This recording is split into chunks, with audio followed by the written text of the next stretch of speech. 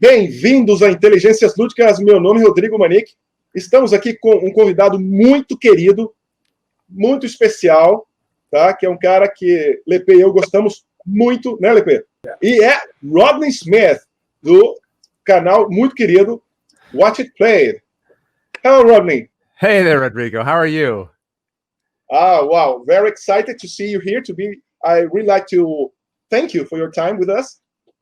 Oh, you're very welcome. It's a pleasure to be here and be able to talk to you and of course, see your viewers as well. Thank you. It's been, we start having some chats or sending messages in 2010, right?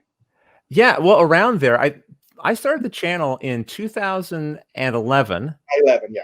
And then like it sort of really started going around 2012. So it would have been around then, I would think. We would have first had some conversations. So it's been a few years since then, Rodrigo. It's been a few years. Yeah.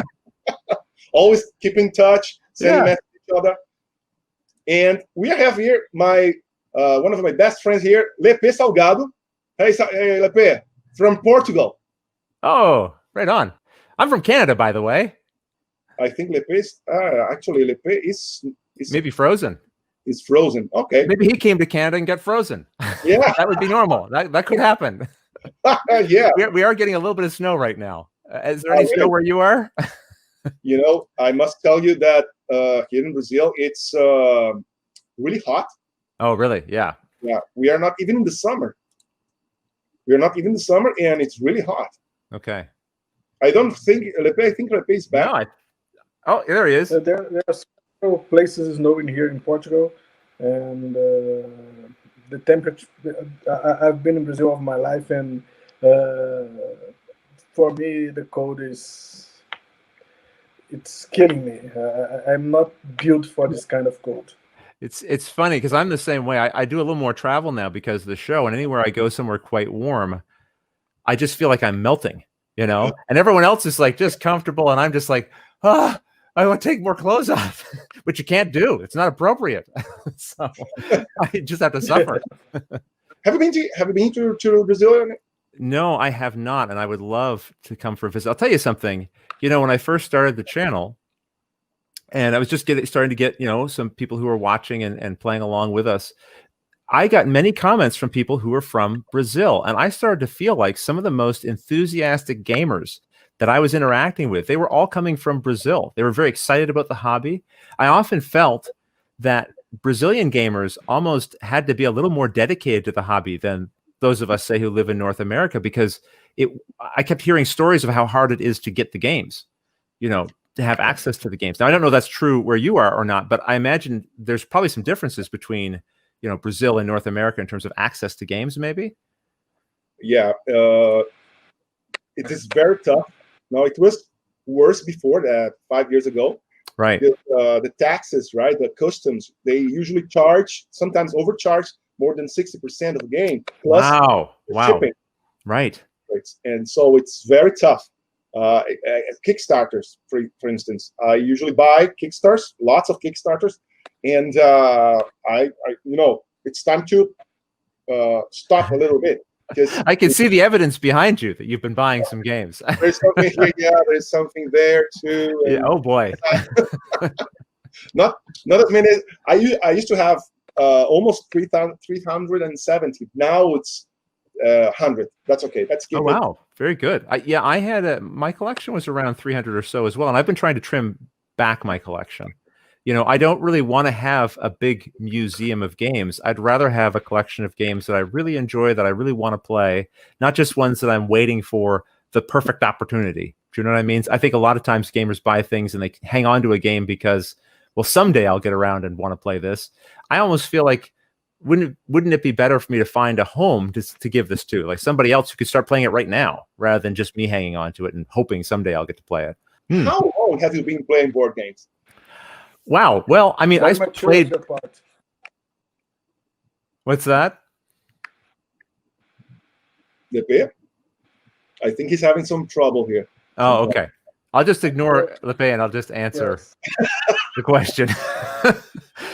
I don't mean to ignore you, Lepe. We'll come back to you, I'm sure. No, I've been playing games since I was little, tiny guy. You know, I have an older brother. He's 16 years older than I am, and an older sister who's 14 years older than I am. And so they always played board games with me. But a lot of the games were like, you know, Monopoly and Risk and some of those types of games.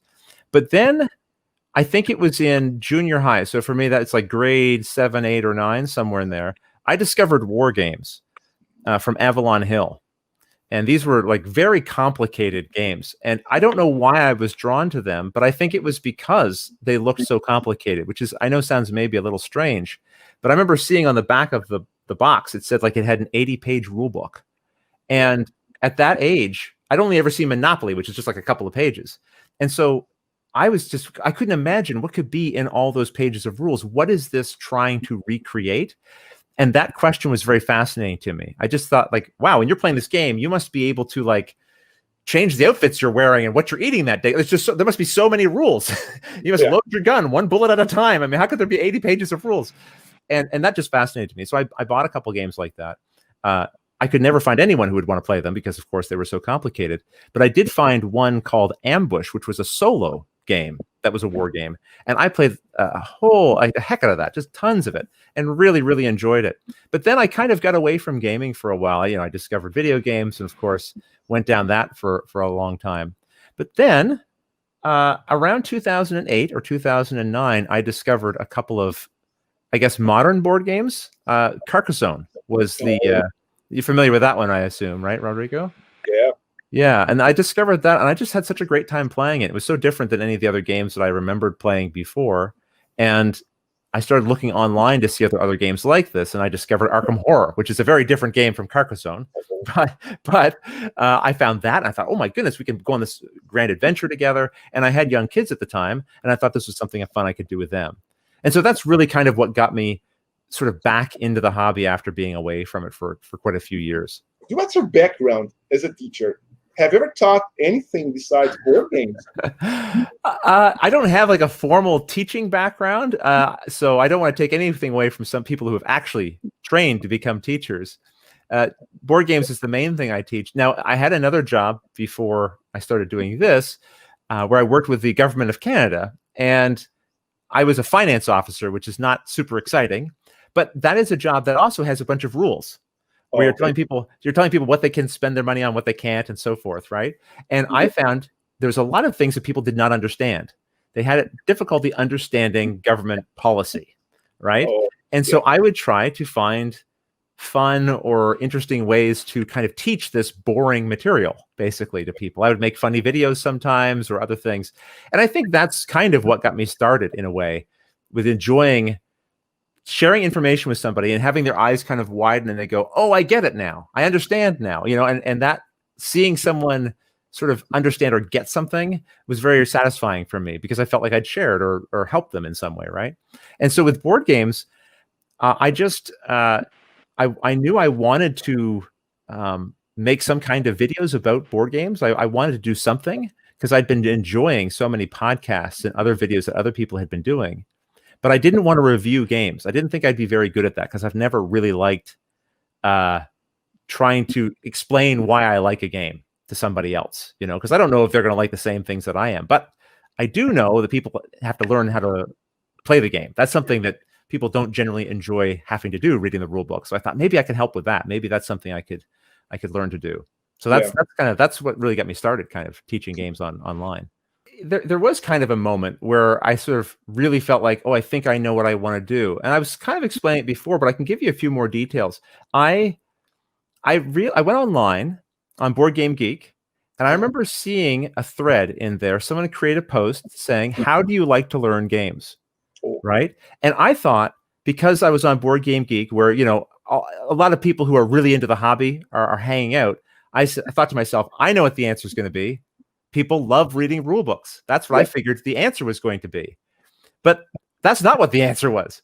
The answer for most people was like, I want a friend to teach me how to play. I hate reading the rule book. That's when I realized, oh, this thing that I like doing is not something that a lot of other people enjoy. They'd much rather be playing the game than learning how to play it. And that makes sense. I'd rather be playing the game too, really. But I do like reading a rule book and learning how the game works and then teaching somebody else how it works. So that's when I went, oh, there's something I can maybe do that would be helpful in the gaming community. And back when I started the channel, I don't think there was anyone who was doing tutorial videos for board games that I remember, and that was doing playthroughs even of games. So I felt like I had something kind of unique to offer, right? And that's really when I thought, okay, that's something I can do. That's something I can do that hopefully can help other people in the hobby. And your channel became such a success, right? You know that. People. Well, it's a weird thing, success, whatever that is, right? Because when I first started it, I felt like it was working when there was like 10 people watching. Do you know what I mean? Like I was just happy to have a few people who were playing along with us and engaged by what we were doing. It was very exciting. Now, obviously, today it's my full-time work. So I guess you would define success as being able to do it full-time, right? Like that's important to me now because this is what I want to be able to keep doing. But all along the way, I've just sort of been able to feel fulfilled or enjoy whatever it's been, whatever the stage has been. And thankfully, because people have watched, like yourself, Rodrigo, and other people along the way and been supportive, I've been able to turn it into something that I can do full time, right? And so I'm very thankful and I feel very grateful that this is something that I can do now this way. Yeah, and I remember the way you start teaching, it was unique at that time, right? We felt like we were in with you there, playing. My friend in Portugal, the other one in Argentina. Wow, we are part of your game. Oh, that is maybe one of the nicest things, Rodrigo, you could say, because when I'm recording one of those videos, I'm just sitting here alone, right, with my camera. But one of the things that's very important to me is I want the person watching to know that they, as an individual person, are important. I'm glad that maybe there's a whole bunch of people watching, but I really want the individual person who's watching to feel like they're there at the table with me, that they're being invited to join me for a few minutes. We're going to sit down and, hey, let's learn this game together. That I'm excited to be teaching this game and that I want them to be there. And if that's the feeling that you're saying you've felt, then that's a great compliment to me, because that's really what I'm going for. Well, thank you. I wish I had the opportunity to go to Gen Con, but as I work my schedule here, and I work in school and college and everything. Right. Unfortunately, just in December and July, so it's very difficult for me to. Right. Yes. Gen Con's a very unique experience. I mean, it's a gigantic convention. I've sometimes said it's my favorite and least favorite convention in some ways. It's my favorite because it's this very big expression of the hobby, right? You go there and you're just surrounded wall to wall, like building to building, it feels like, with gamers who share the same passion that you do for these boxes of cardboard, right? Where we have all these adventures together. And that's a very special thing. But it's also like this very big, loud, crazy, wild event, for 4 exhausting days, or however many days it is. Sometimes it feels like weeks, So it's a unique experience, that's for sure. Oh, and Lepe, you're back. I think that now I'm back. He's back. How's the sound? How's the microphone? A little bit echo. Yeah, now it's very loud. It's like you're maybe just a little too high. Hi, Rodney. How do you choose the game for your show? Are the games that you like to play, or you see what people are interested in listening? How do you choose them? Right. Good question. When I was first started the channel, I just chose games that were in my collection that I wanted to play and share. And I tried to pick games that my kids also enjoyed playing as well, because they were involved in the channel in those early days, right? Mm-hmm. And so that was sort of the main thing. I also tried to think about what games do I think will sort of look good on camera, that they're kind of interesting to look at. So when you're watching, you've got nice pictures to look at or interesting miniatures to look at and that sort of thing. Now, as the channel started to grow and I started to feel like, okay, maybe I can start to do this as maybe a kind of job. Well, then I wanted to partner with publishers to feature some of the games. But it was always very important to me that those first 2 conditions were still true, that they were games I wanted to feature and that they were going to work well on camera, And so even now, even though publishers will pay me for the tutorial videos, I don't do a game unless it's one that I personally want to do. And that's important, I think, because, and again, Rodrigo, you very kindly said when you watch a video, you see the enthusiasm that I have for the game I'm talking about, right? Well, if I was featuring a number of games I didn't really like, that would just wear me out, honestly. Like, because a tutorial video takes about a week to make. And so to be doing a video about a game I don't really like, that would be very frustrating. And also, I try to answer every comment on every video we've ever done. So if somebody leaves a comment on a video from back in 2012, today in 2020, I will still go in there and personally respond to it. So if I was responding to questions about games I didn't like for 8 years, I would be you would not see me smiling here. I'd be very sad all the time, right? So that's very important to me. I want to pick games I want to do, because if I could just do a different job if I wanted to not be doing something I wanted to do. Does that make sense? I could just go work at McDonald's or something. You can sound true and still have fun while you're doing what you're doing. That's right. And the games don't have to be, my most favorite game, but I have to like something about it. There has to be something I respect or enjoy in the game, basically. Okay. Although you don't do reviews, it's like a review. If you choose on the games you like, you're recommending things that you are pleasure. That's a very good observation, because I do say I don't review on the channel, right? When you watch a tutorial video from me, you're not going to hear any opinions. I don't talk about the art, what I like or don't like. I don't comment on the rules. I just teach them. I don't say how long the game takes to play or what kind of experience you're going to have, because I have no idea what kind of experience you are going to have when you play the game. But you're right, because I only pick games I want to feature, in a way, it's kind of like an unwritten rule that I'm sort of recommending it in a way. But again, my hope is that you will watch the video and you will decide whether or not the game seems like a good fit for you. You'll go, oh, I like that mechanic, or I don't like that, or I don't like the art. I don't have to comment on it. I'll just show it to you, and you can decide, and you can apply your tastes, right, to the video. That's my hope. I had a game in 1989, and I used to like it, but then I think I lost it. Yes. And suddenly I made a video of Space Hulk. Yes. Yeah. You start teaching me, and then you play the game, and it was, oh my goodness, and everything. And I remember when I ran to the store, I ordered one to buy. Yeah, right. Remember that? It was a successful video. At least in Brazil, people, wow, what a game. Yeah, Space Hulk, I played that with Luke, if I remember correctly. Yes. Yeah, and that was so much fun. That was a game that kind of like blew my mind too. Like the production was so beautiful. Like the quality back then too, especially like back when that game came out. You didn't get cardboard that was that thick or that glossy, and the miniatures that were that beautiful, right? Like the production was just fantastic. And then, in my opinion, it was also a very good game. And so it was a wonderful combination and a great tension there as you're running down halls and aliens are crawling out of the woodwork attacking you, and you're trying to fight them back. And it just, a lot of fun. Yeah, my son watched that game and it saw, Daddy, I want to play with you as they are doing. Okay. That's wonderful. That's so nice to hear. Yeah. We have a video here in the channel, my son playing. Oh, super. Boom. Yes, exactly. And that's I played it with my son. In fact, I ended up giving him that copy as a gift, and I painted up a couple of miniatures for him. I had hoped to paint all of them for his birthday, but I was too slow. I couldn't get them all painted in time. So you told us that it takes you usually 1 week, right, to record a video, to shoot a video, right?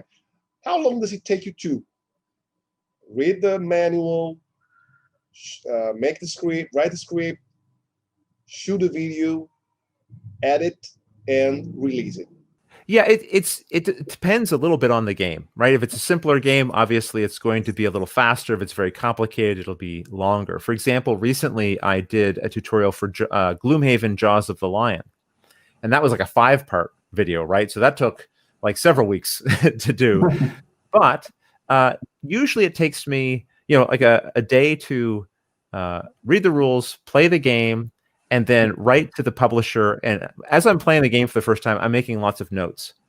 and I'm trying to figure out what questions do I have, what don't I understand, what questions do I think the viewers might have that maybe the rule book doesn't answer. And I'll put all that together, and then I'll talk directly to the publisher and try to get answers for all of that.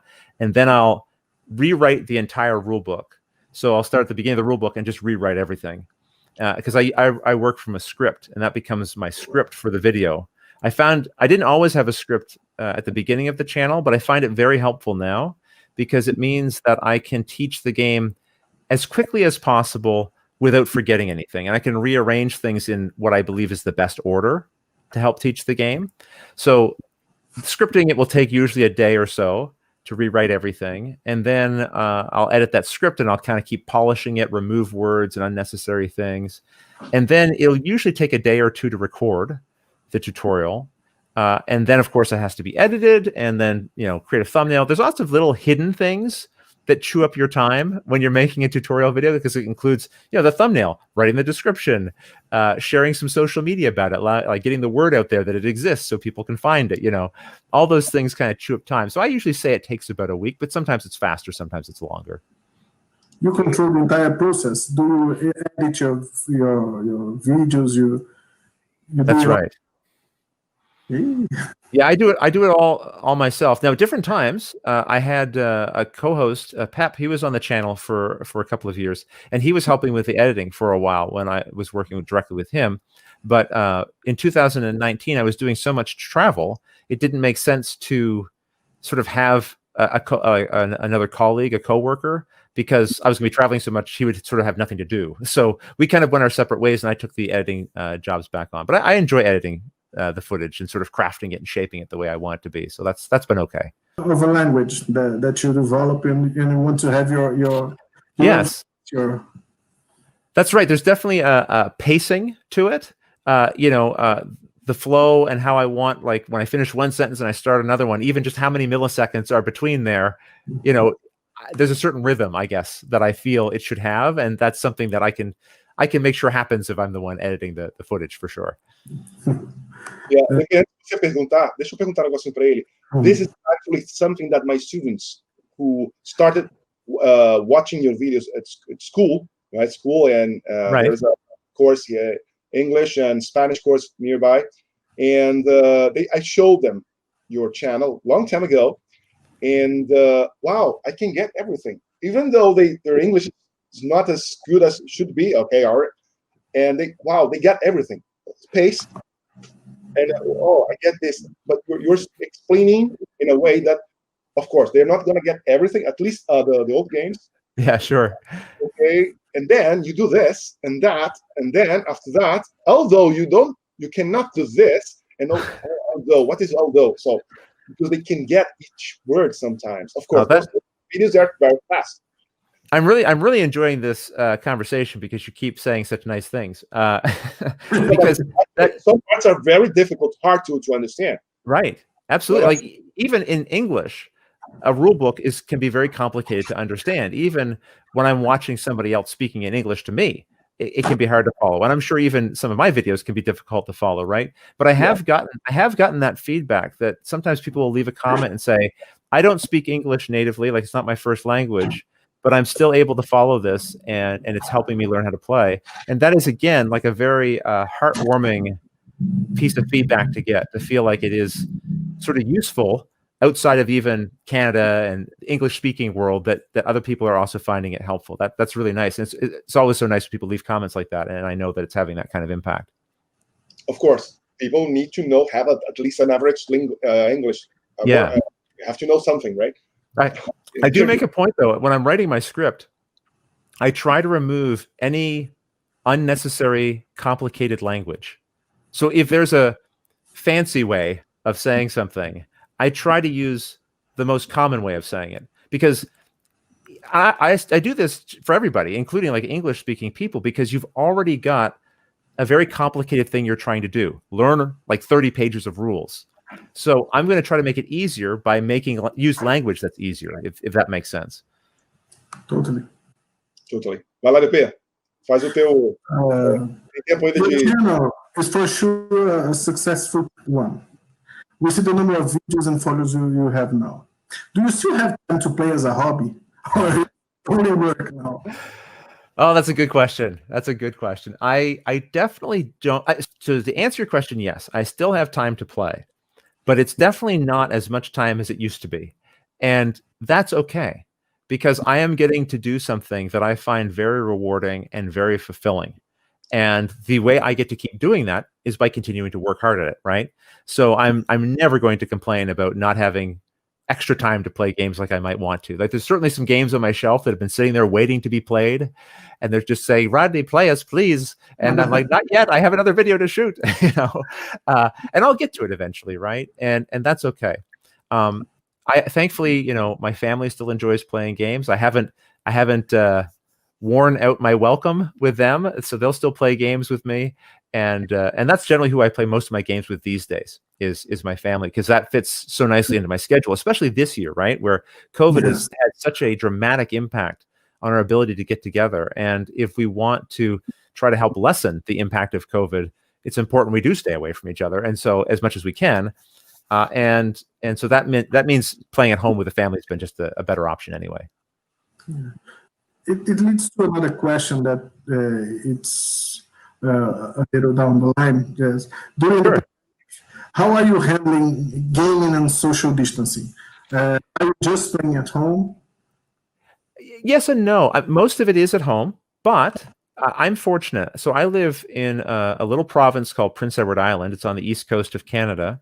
And because we're a little more isolated, and I think because our province where I live took COVID pretty seriously early on, we haven't had a lot of cases here. So we haven't had complete lockdowns like some other places have had to have, right? So I think, I don't know exactly how many cases are active right now on the island, but it might be something like 8 or somewhere around there. So obviously that's not a huge number, right?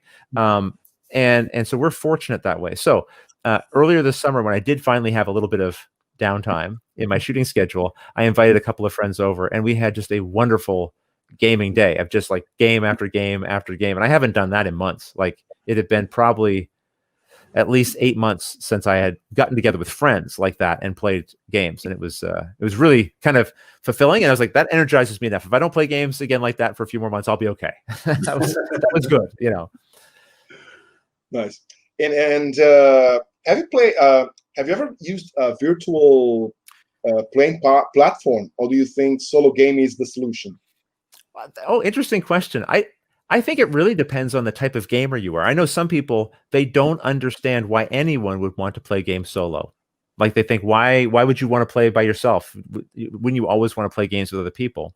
But I think to myself, like, I watch TV shows when I'm alone. I watch movies alone. I read books alone. Why couldn't I enjoy playing a game alone? You know what I'm saying? And so I think solo gaming is a wonderful thing if that's your enjoyment. I understand some people want that interaction with another person, right?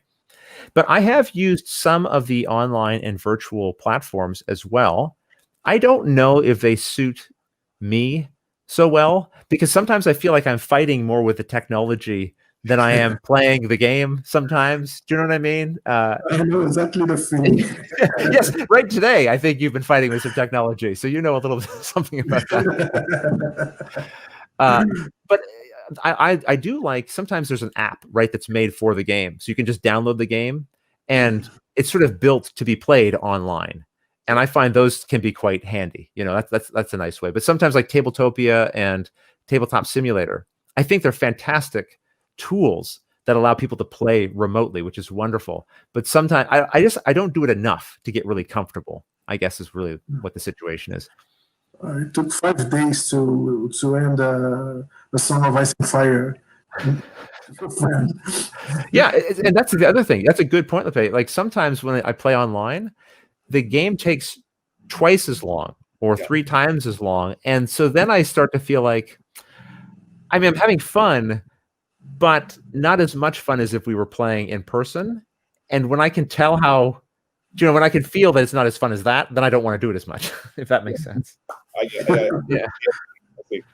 It makes me want to be playing in person more, is what it does, Let me ask you a question that's not scripted.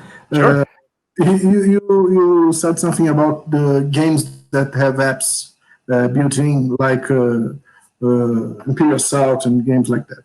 there are some friends of mine that they say that if they are playing something analogical, they don't want technology involved. Right. How do you feel about that? It bothers you? You think it's part of the experience? How do you see that? Yeah, I see this come up in conversation as well. I have friends that are the same way. Or if I do a video and the game has an app, so a game like Detective or Mansions of Madness Second Edition, and it has an app, I will get people who will comment like right away, that like maybe 5 seconds after the video is posted. It has an app, I'm not interested. Like I'm out. I don't want that. Which is again perfectly fine. If when you sit down to play a board game, you don't want to be, holding a phone in your hand. That's fine. I wish those people could talk to my friends who, even if a game doesn't have an app, they still have their phone in their hand, right? But it does not bother me at all. If the app is doing something that, in my opinion, is helping the gameplay, then I love it. So Mansions of Madness, right? The very first game we ever featured on the channel was Mansions of Madness First Edition. And I liked that game a lot, but there were so many things you could mess up. And there was so many, I'm going to say, fiddly things that you had to manage when you were playing. And with Second Edition, they made it so that the app is doing all the hard work for you, and also is able to create a new mansion every time you play. Like you never know what tile is going to come out next because the app is telling you what's behind that door or what monster pops out. And I think that's just awesome. I mean, the experience that create, I think, is fantastic. And when I'm playing that game, I'm not spending all my time looking at the app. I spend a few seconds, here's what happens. Now we put it down. What are we going to do? So to me, it's not a problem. But I understand some people just don't want it anywhere near the table. It's just a tool. You have to look at it as a tool. Yeah. Entertainment. I mean, I suppose a pencil is technology in a way. So some people go, I don't want technology at my table. Put that pencil away. I don't know. But everyone has a tolerance, right? Everyone has a certain limit where they're like, this is too much. Some people worry too, right? They worry that if you have an app, eventually, maybe it'll stop working. If the publisher decides not to support it anymore. I do understand that concern, but I think personally, I have many, many games that don't have an app. So I don't mind having a few games that maybe someday will no longer work. Because I find, I don't know about you, but there's many games that on my shelf I don't play nearly enough to worry about that. Like when people say, hey, 50 years from now, I won't be able to play that game. I think you probably wouldn't be playing that game in 50 years anyway, because there's going to be like 100 new games in your collection that you'd rather be playing anyway. Does that sort of make sense too? Yeah. Have you ever played any game made a Brazilian game designer? There are some, like Leandro Pires, Alexandre Francisco, Sérgio Ralaban. I don't know if you know them.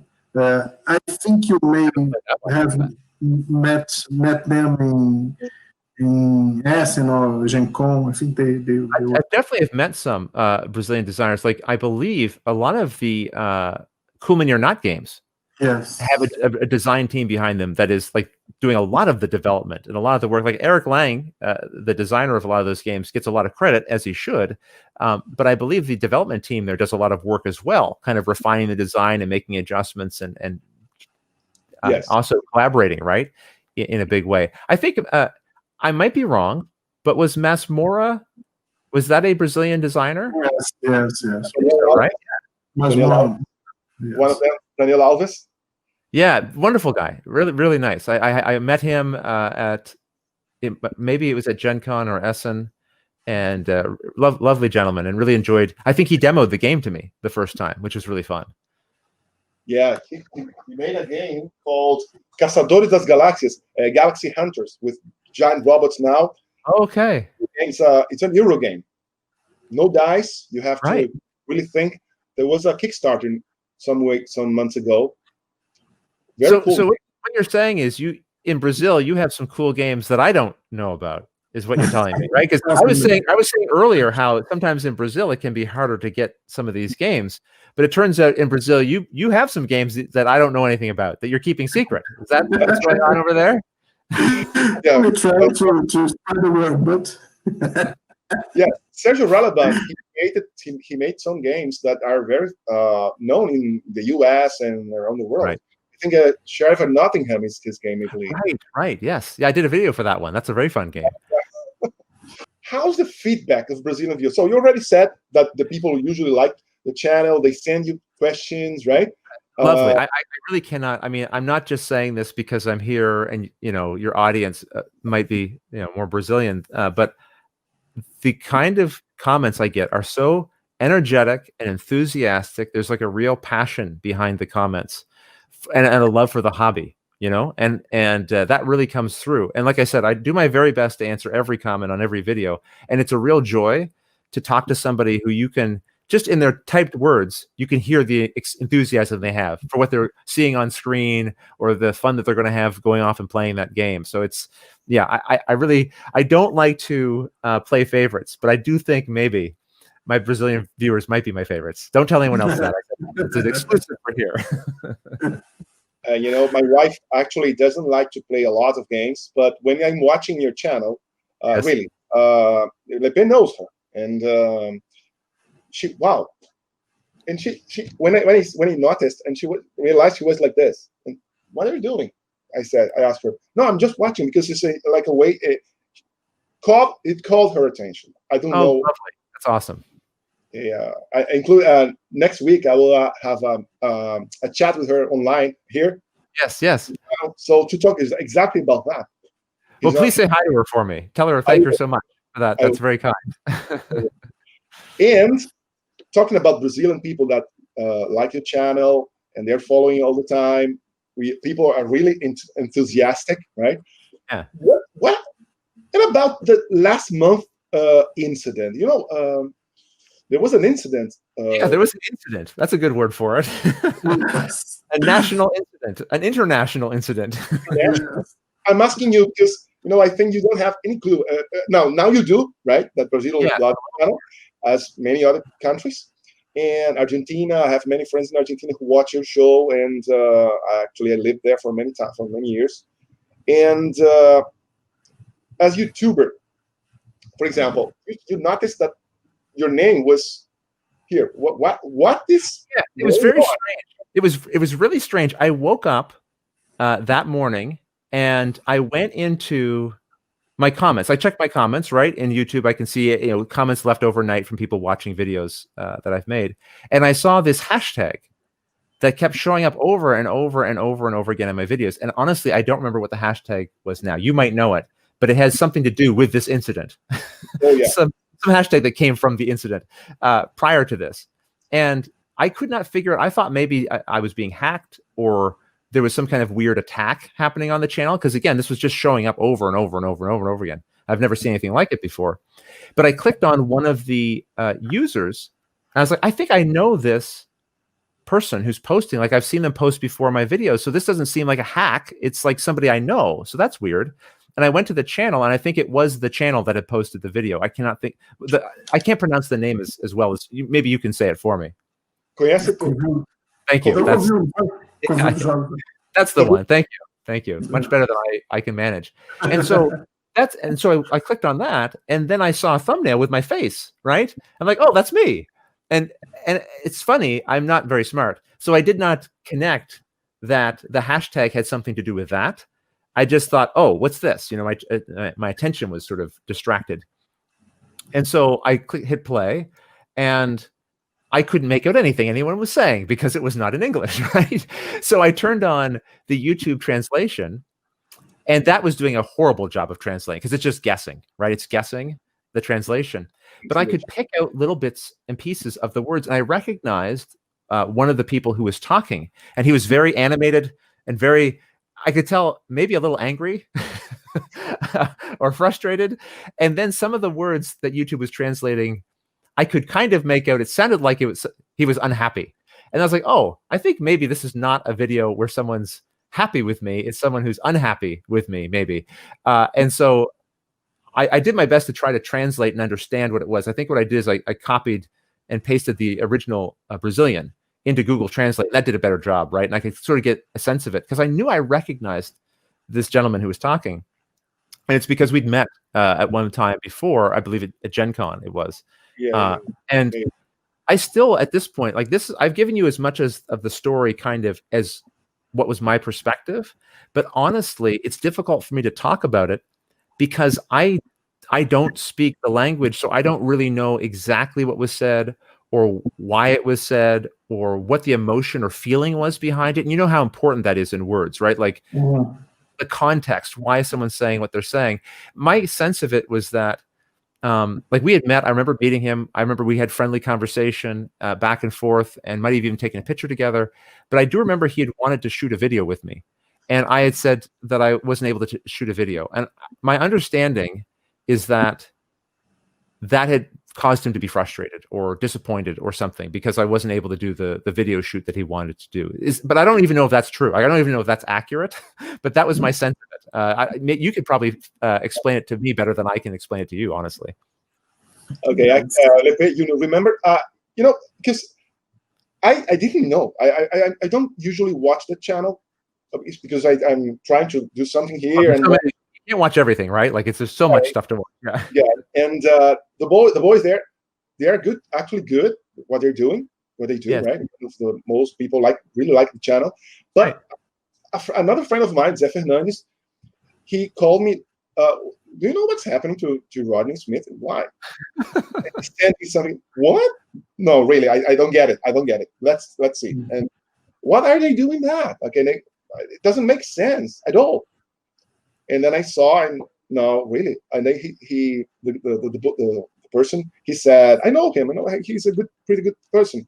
And he was a little bit disappointed because he wanted to shoot a short video with you, and he tried to do it once and twice and 3 times. 3 times he had tried with me, like 1 to 3 times or something. Yeah. But actually, as you may know, when I sometimes go to these kind of events. We have a small Gen Con here, okay, but it's a big one. It's the biggest in Latin America. The biggest in Latin America, with lots of companies, and it's tough when you're shooting and someone comes and you have to stop a little bit. It's difficult, and at the end of the day, you're very tired. Sometimes you are focused on something else because you are working, and I don't know, maybe I don't know what's happening in your mind. Yeah, I mean, at that show in particular, I was working with Board Game Geek. So I was actually shooting video most of the day with them. And so probably we were talking at some point either before, after, or during that.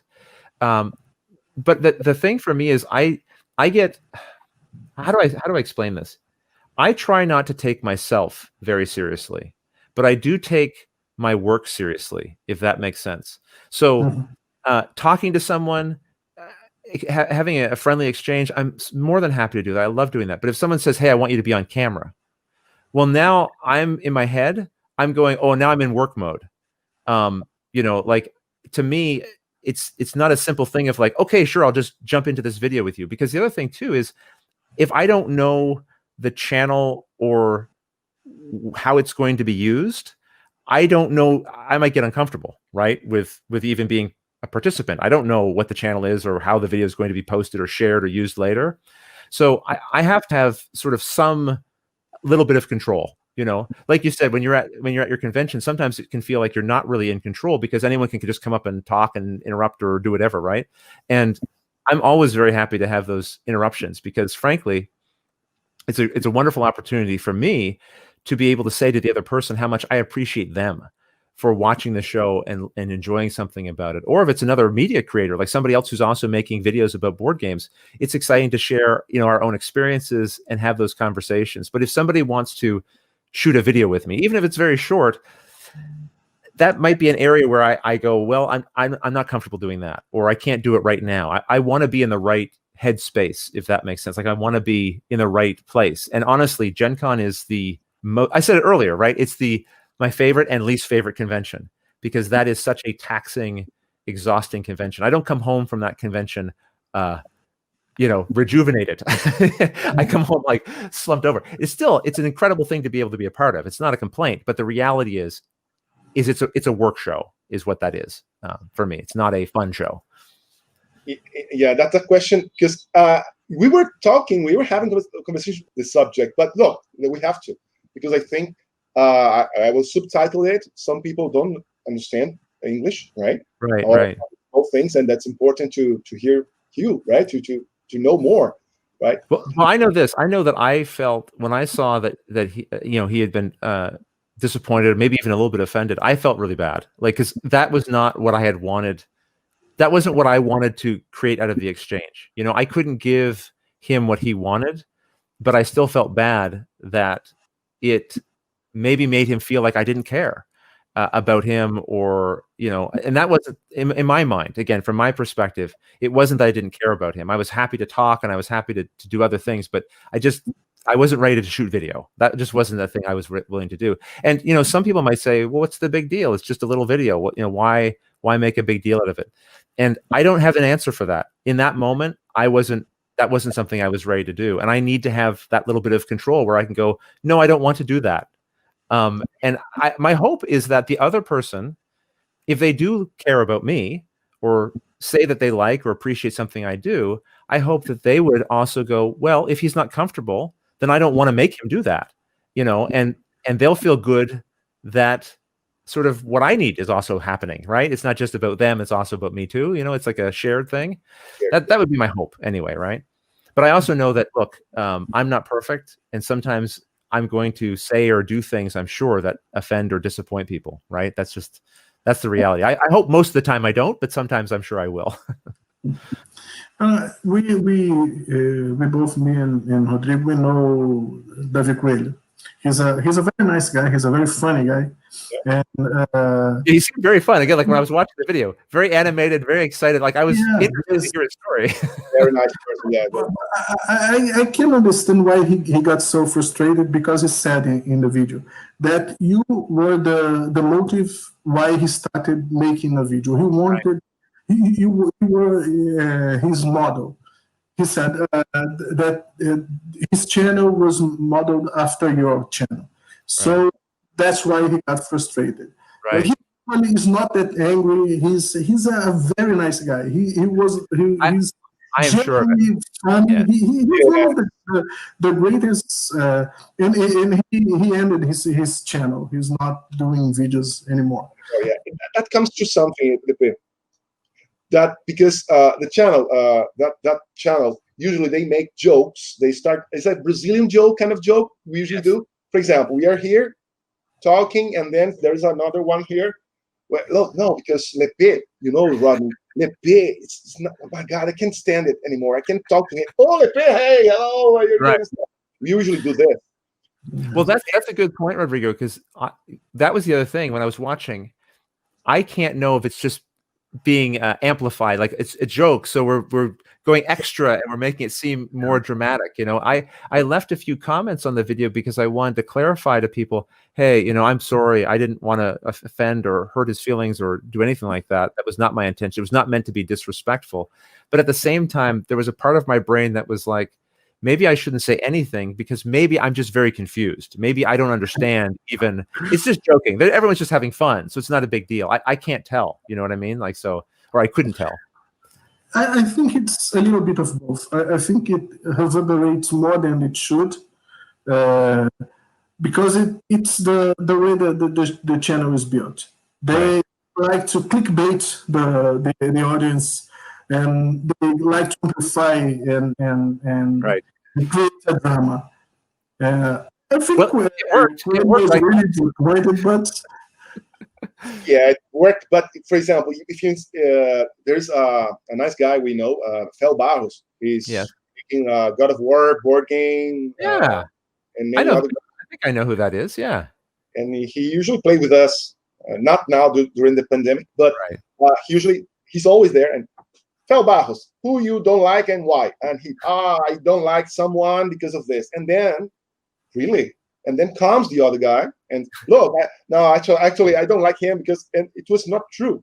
Right. But the moment he said, no, I mean it about you, and I mean it. No, and then no, it didn't. No, come on. It doesn't. Yeah. Then it became real. It became real. That's why. That's why. And it was I don't know if it was a clickbait, and it turned bigger than it was supposed to be. Right. That's what the sense I had of it was that if it started as a joke, at a certain point, there was something real under the surface, right? There was a real feeling under the surface that was that was there. And, you know, it was a little, I agree. I think it was a bit of a clickbait. And they even said, hey, I think the channel reached out and said, hey, if you want us to take this down, or you feel that it's inappropriate or whatever. But I said, no, leave it up. I mean, if this is what he felt and he's expressing that, that's, you know, it should be up. But I do think you're right. Sometimes the problem with clickbait or with something that is controversial is that it encourages people to be controversial as well, you know, like to join and take sides and pick. Like, again, I woke up and there's all these hashtags in my comments, right? Like, I didn't know I was very confused. Like, to me personally, I didn't know what was going on. And that's a little strange. You know what I mean? Like, that's a little weird. Like, I felt weird. Like, I don't know what this is. Should I be blocking and banning these people from my channel? Are they trying to hack something? Like, I didn't know what was going on. There was no explanation. If I had never found that video, I would have had no idea what was going on. And that would have been weird for me. Do you know what I mean? Yes. I think it started as a joke and ended as a cathartic moment for yeah, I hope so. I hope so. Yes. A lot of people, we are with Rodney. No, we are not. I think the problem now is that everyone needs someone to hate, and they don't know why, but they need to hate someone. And sometimes that's our own way of having a little bit of control. If we're frustrated with something in the world, if we can find someone to be upset with, it gives us somewhere to direct that, right? It gives us somewhere to put that energy, which again means sometimes someone who maybe doesn't deserve it gets hit with it. I'm not saying me, but like in the world in general, that can happen. You know what I mean? But no, I felt the same way. I was glad in a way that I saw the video, because I was able to at least share in the comments that, you know, I was sorry that had happened, that I had contributed to it, you know, by not doing what he had wanted at that time, and it hurt his feelings. And it was such a kind compliment to know that my channel had been influential in some way to him, that he had felt inspired. Like, that was such a lovely thing to hear. So I felt very bad that, you know, I left him feeling that way about me. Maybe, you know, I didn't want to disappoint him. Maybe it's how much people like you, and then, you know, wow, that's Marlon Brando, you know, and then Marlon Brando is working a lot, and you cannot talk to him, and but it happens sometimes. Yeah. Happened to me, I hope I'm a little more approachable than Marlon Brando. A little bit. I would like to make a question. Sure. How your setup, your studio is now compared to when you started? That's a great question. So I am seated approximately where I was from the very beginning, sort of. Do you want me to show you? I can pick up the idea. Wow. So this is going to be a little rough and shaky. And also, my set looks very different right now than it normally does. So I'm going to warn you, it's kind of a disaster right now, but I'll explain why in a moment. So back in the day, here, let me see if I can do this without like destroying everything.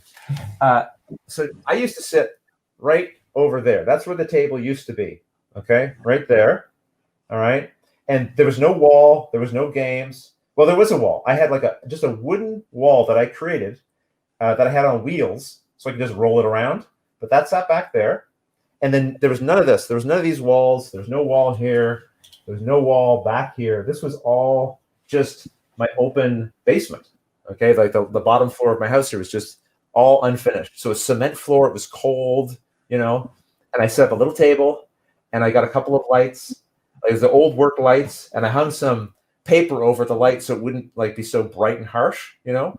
And I just shot over there and tried to create as good of a looking scene for people as I could. Now, the very first video, right, Mansions of Madness, I didn't have any of that. It was just a table, and there was no wall behind me. You could just see my unfinished basement. You could hear the toilet flushing in the house, right? Like, it was very rough. But after that first series, I decided I'd like to keep doing this, and I wanted to try to make it look as nice as I could, right? So over the years, again, people have been very, very generous with the show. So I would have fundraisers each year and say like, hey, if you've enjoyed the series and you'd like to help me be able to keep doing it, then would you give a small donation, you know, whatever you can.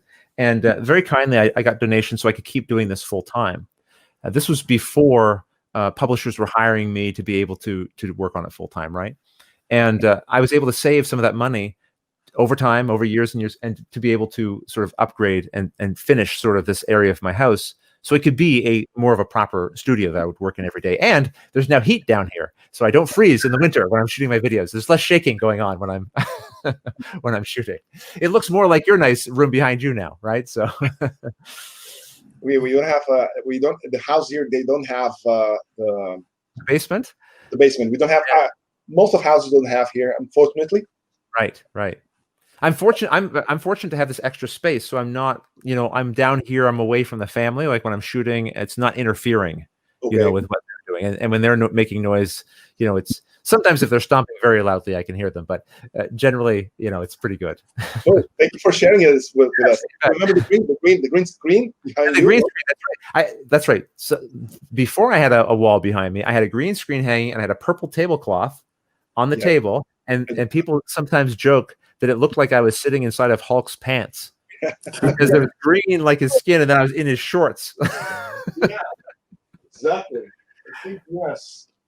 The Hulk, right? Yes, the Hulk. Oh, yeah, right. Very nice. I just bought a Hulk book recently. Do you read lots of comics? Do you have a lot of graphic novels? I now, during the pandemic, buying lots of omnibus and lots of books. The omnibuses are great, right? Like the nice collection, all the ads are gone. You've got it all collected. You can just read for hours. That's the thing. I can't stop because I'm buying more and more and more. And it's a good time to be reading for sure during this pandemic. Yeah, Rodney, we would like to thank you very much to have you here and about everything that you shared with us.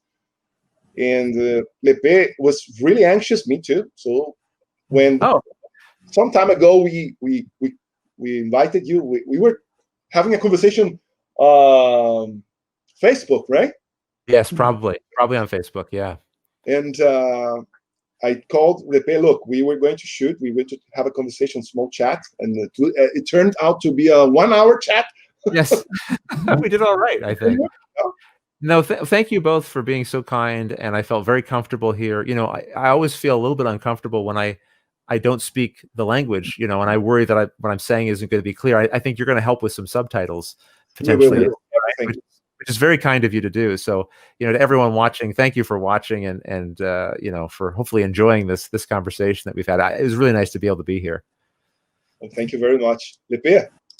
We hope you will be as comfortable here as we feel watching your videos, because you make us feel part of the table. You help clarify some doubts and problems we have with the manuals. So we are very grateful. We appreciate a lot what you do. Well, that is a wonderful way of saying it, because that's exactly how you made me feel while I was here. I felt like I had come to your home here, sat at your table, and you made me feel right at home and very welcome. So you definitely accomplished that. Thank you. Thank you, Rodney. And we are speechless. Oh, I don't think we've been speechless. I think we've talked plenty. We did really good. Some problems with the technology. Yeah, we figured it out. It's all right. And it's an incredible thing, right? Because I'm here in Canada and you're where you are, right? Each of you are in two different places, right? Yes. I'm in Portugal. Portugal, right. And yet we're able to still have a conversation. It's kind of incredible, right? That we're able, and if it wasn't for board games, none of us would ever have met. Like, board games at the end of the day are just boxes of cardboard, aren't they? I mean, they're just things is all it is. They're lifeless things. And yet the experiences we have at the table with each other is bigger than what that bit of cardboard and plastic is. And because of it, now we're having a conversation. I mean, it's incredible, really. I mean, this is a wonderful hobby. I'm so happy to be a part of it, and I'm glad to be a part of it with you. Thank you. Thank you very much. Galera, temos aqui o nosso querido, tá? Rodney Smith, que cedeu um tempo maior do que ele prometeu, que ele falou conosco. Vamos fazer uma gravação? Vamos sim. Cara, mas queria agradecer muito, querido. Thank you very much, Rodney Smith. Continua o canal dele, que é um canal sensacional, muito bom. Cara, você vai ter tudo lá. Eu vou continuar assistindo sempre, né, Lepe? Yes. Deixa seu like, no seu joinha aqui, ok? Um abraço para todos. See you, guys. Bye. Bye now.